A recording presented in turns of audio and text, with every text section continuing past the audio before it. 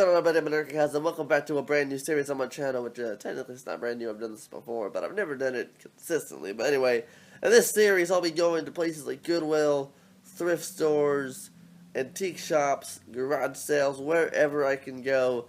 Then I'll be picking up vintage devices, antique electronics, retro devices, things like cassette players, record players, old TVs, whatever old antique electronics I can find, bringing them home and testing them out to see if they work and what they got to offer. Now, earlier this morning, I woke up and I went out to Thriftopia, which is pretty much a knockoff of Goodwill. They have the exact same system set up, and just searching along the shelves, and there's a bunch of speakers and 5 disc changers, 10 disc changers, monitor, all the stuff that Goodwill has, and suddenly I laid my eyes on this. Yeah. That looks cool. That looks like a Fisher-Price child's toy cassette player. It definitely does.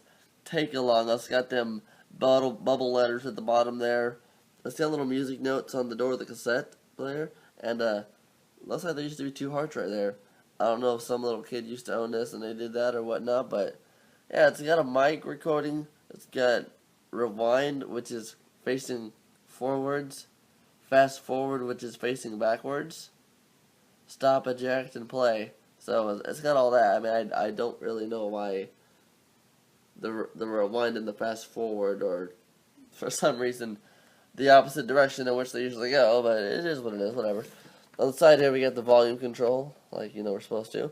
Headphone jack, regular headphone, not the big one, and DC 6 voltage. Now I couldn't find the DC adapter for it. I looked everywhere, I couldn't find anything to fit it. And while I was at Thriftopia, I thought that was a speaker, but no, that's not the speaker. That's just it looks like a speaker, especially from afar. It looks like a speaker, but no, that's just the design. It's a brown and tan design. PowerTronic. Yeah, look at that. PowerTronic is apparently the brand. I just hope PowerTronic is good.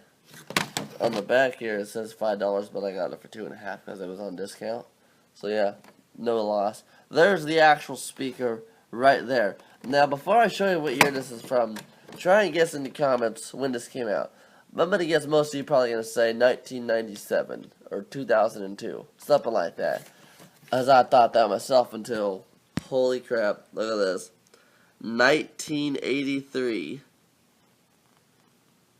Made in Hong Kong. Yeah, this sucker right here is from 1983. It's practically almost 40 years old, 35 some years old. I'm at a loss of words because most cassette decks and all that from the early 80s look a little boxed. This looks like it's late 90s, early 2000s. It looks like a Fisher-Price toy, especially with them bubble letters, but don't judge a book by its cover. Anyway, since I don't have the DC adapter, it takes batteries, and well, the batteries that came with it were these dead Duracell batteries, and the lady told me they were dead. They just kept them in there. It's like, well, what? Why'd you keep the dead batteries in there for? That causes corrosion, but hey, it's I can't get it back on there. It's a knockoff of Goodwill, so can't really expect much from it. Anyway, so we're gonna open this up, turn it on, and which, by the way, it's making sounds, so that's good. It's good that it makes sounds.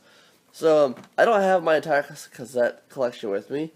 I just have my Philippine cassettes, which, hell no, I'm not going to risk destroying those. Instead, I got some dollar noise cassettes from Amoeba Music, which I like these cassettes, but I'll be less heartbroken if these get destroyed versus the other one. So I'm just going to pop this noise cassette in there, and haven't played this at all. Haven't tested it out, because obviously I couldn't test it out at the store. We're just going to see if it works. You'll see exactly how this goes. So anyway, 3, 2, 1.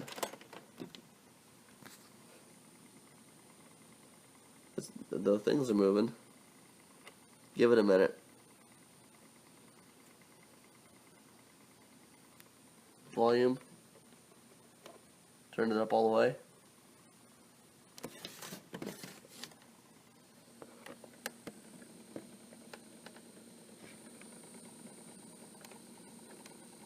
Anything? Come on. Anything? It's moving. Let me fluctuate the volume a little bit.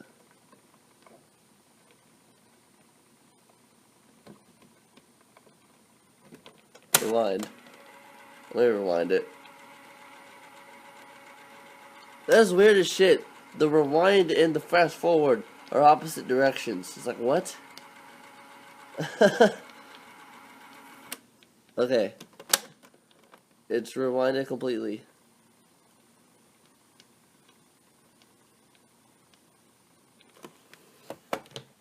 Come on, buddy. Play me some noise. Literally. They're both spinning.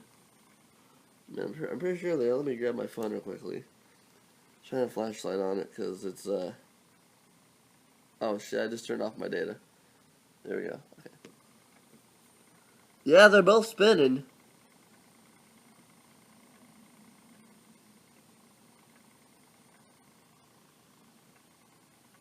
Let me make sure it's not destroying that motherfucker. No?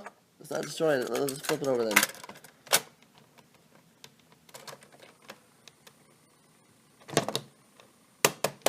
Come on.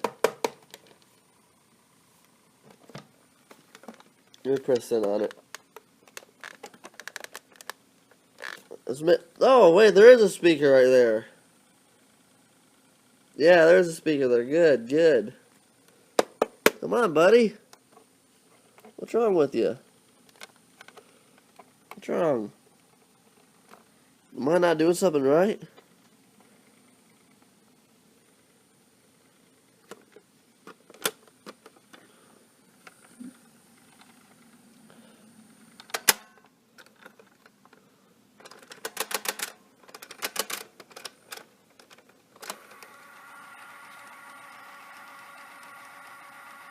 Pretty fucking sure you're not supposed to be able to do that.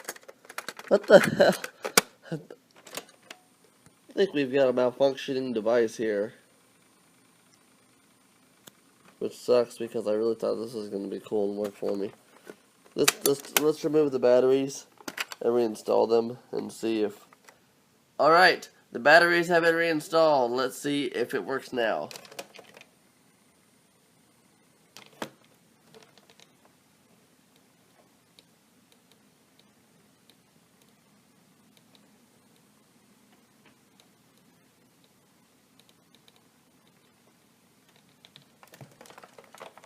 Come on. I don't think that's going to help it much. As I'm spinning the volume dial, it sounds like something's trying to work.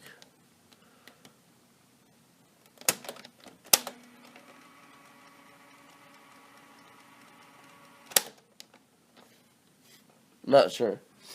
Weird. Okay, we're going to try the headphones. Headphones are in.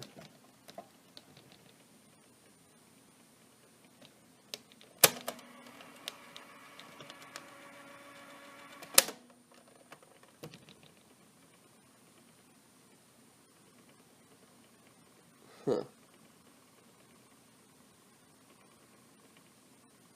Weird.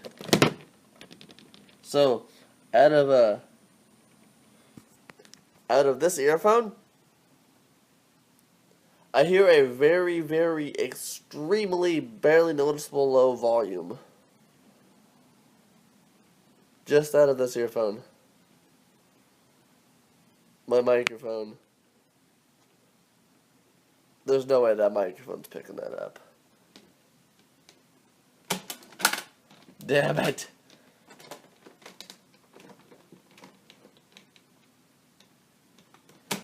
But yeah, guys, unfortunately, the first entry to the series is a dud. It was promising, because as you can hear, you know, it's definitely, you know, making all the sounds, but it's just not doing anything. Damn it. I really wanted this to work. I wanted this to just have an old, it's from 1983.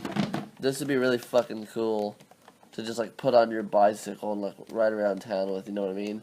$2.50, $5 retail. Take along. This would have been such a cool thing to have and use, but fortunately it's a dud. But for those of you out there who see this on the shelves and, don't happen to pick up a malfunctioning one from a Goodwill knockoff, I recommend it, especially if you don't even have to spend like $3 on it. It's definitely worth it. The concept is amazing. It's got a front speaker, which is hard to notice at first.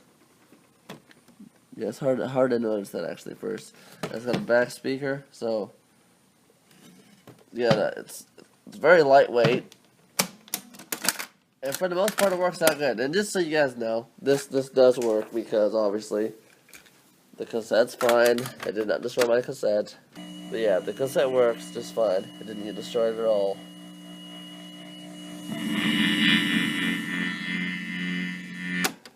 So you guys, yeah. That's it for this. Tune in next time for more of the same. Hopefully the next thing I pick up works and isn't just a piece of shit. Anyway, that's what done. So, as you guys saw, I just fiddled around with the take-along portable cassette player for almost 10 or so minutes and it just didn't want to work for me. The volume's not working right, and neither is the earphone port. So, I just gave up, and as I went to the kitchen and tossed it away, I accidentally tripped on the carpet, because I know how to walk. I'm a human being like that. And as I tripped, I dropped the cassette player on the hard tile floor from about 4 feet up. I dropped it.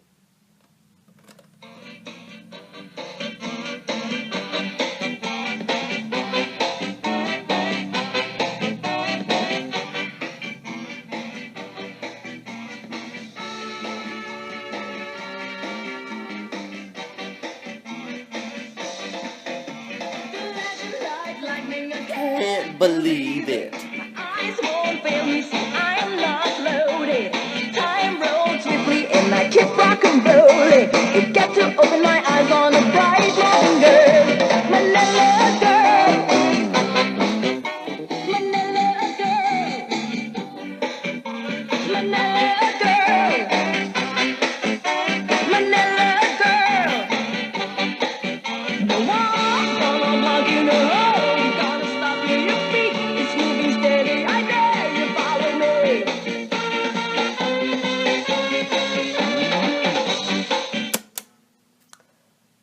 That's all I gotta say. Just to reiterate, I was doing my review of it right there, right? And after the review, I picked it up, walked to the kitchen, accidentally tripped about right here, and it went wham, pow, hit the floor. And then I just, out of curiosity, hit the play button with another cassette, and it worked. Sometimes miracles and strange things just happen. But there is an old saying here in the US of A when it comes to retro electronics and things like that. If your CRT TV isn't working, hit the side. If your VHS player isn't working, smack it. Sometimes old antique retro devices just need a good smack or a punch in the face, or potentially to be dropped on tile floor to just get that one gear or that one thing to work correctly. Ladies and gentlemen, I don't know how to explain it any better than that.